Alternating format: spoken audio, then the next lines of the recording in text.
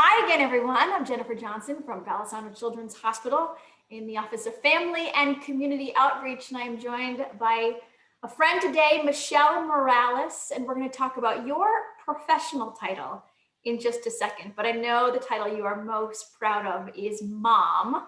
You have 5 kids, but we got permission for them that you're going to talk about one of them today. We're going to focus on one of them, and that is your daughter, Alyssa, who was a 2013 Golisano Children's Hospital Miracle Kid. I know you have her picture. She was a cover girl on our Strong Kids newsletter. There she is. That was from 2013. Yeah. Through that battle and in the years since, she's been very public with her battle with anorexia nervosa. And I have learned so much from you and from her. And so I'm glad you're joining us today. I want to know what you tell people about that experience. And also, how is Alyssa doing now? That was so long ago. Well, thanks, Jennifer. Yeah, wow, that was 8 years ago. So I think what I'd like to say is that I live a lot of, take the perspective kind of to live it where I am right now. Like I look back now on the challenges we were facing 8 years ago. And my daughter struggled with her illness. At that time, it was a lot of questions were involved because we didn't understand the illness. There was a lot of stigma around the illness. And I was really questioning my parenting at that time. I thought I had caused her illness. But with the support from the Adolescent Medicine Eating Disorder program at the URMC, we got the support we needed, the education, the emotional support to understand the illness and how best to support her. So because of that, today my daughter is doing great. She is a nurse right now as we speak. She's taken her life experience through her illness to help pass it on, to the good points of it, to be empathetic and to go on and really, enjoy her nursing experience with right now what she's doing.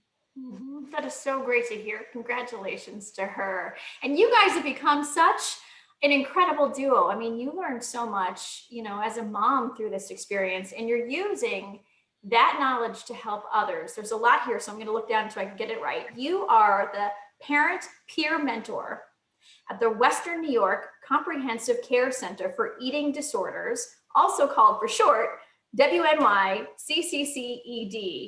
which is directed out of the University of Rochester School of Nursing and Child and Adolescent Eating Disorders program at Golisano Children's Hospital. So that is a lot of names there, but bottom line is that you help families understand all of this and gain access to the level of care that they need. So I want to talk about some of those levels of care for maybe families who, may need this in the future. And a lot of people are surprised to find out, how much support there is here in Rochester. Yeah, so when I was going through the experience with my daughter, I found that there wasn't a lot of cohesive understanding or education about it, and specifically support for the families, because one of the hardest things is to know and understand how to support their loved one as they're succumbing to this illness. I think what's even more confusing is that a lot of times the individual doesn't realize how sick they are. So there's, the rational side of us that are like, what do you mean you're in the hospital? Why can't you see how sick you are? But that's a part of the illness. And so when I was going through this, it was really hard to know what to do, what was the best things to do. So out of that, I made it my mission now to support the family. So I do a lot of education around what are the best skills that you're going to need in order to support your loved one. We do a lot of education, understanding the illness, support, like we don't just leave you alone once you have this information. Now we're here to help you to, work out those day-to-day challenges you're experiencing.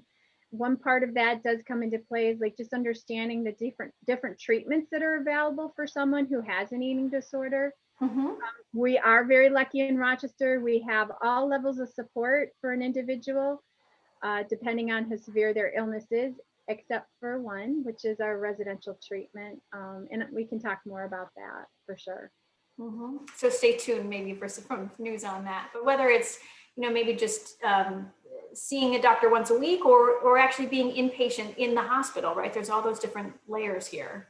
Yeah, so I'd like to talk to families about the different supports that are available to them. So one way when I'm talking to families about this, I use the analogy of learning a new language. If your loved one needed to become fluent in a new language and their life depended upon it, because in this case it does, there are options to help you out there. So of course we can have them attend a school language class that provides that couple of hours a week. However, in the case of most of these individuals, their life is depending upon it. So we really want them to become fluent.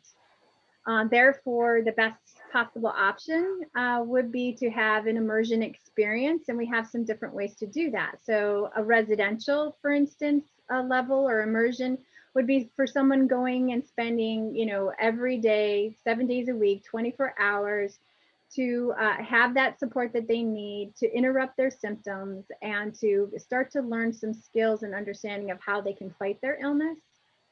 The each level is their goal is to support the skills and understanding so that they can be proficient to move on to the next level. A residential level of treatment for an eating disorder provides this opportunity, obviously. And it makes sense then once they've had this level of support, then that they can go ahead and be immersed into different levels, which continue to provide that support, but allow the person to enter back into their community where challenges and things are going to where they have to live, right? So that they are recovering from their illness, and they're going on to do the more important things in life, what they want, their goals, their aspirations. Well, you guys have been so inspiring, both, from your parent perspective, and I've seen Alyssa now share her story, and helping families learn those language. And I just, as a fellow parent, I just want to thank you and your family for, taking on this position of wanting to help other families. And actually, congratulations too, because you recently won a state award for your work as well.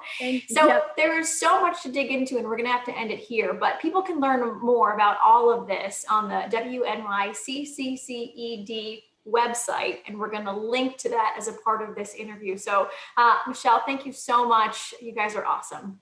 Thank you, Jennifer.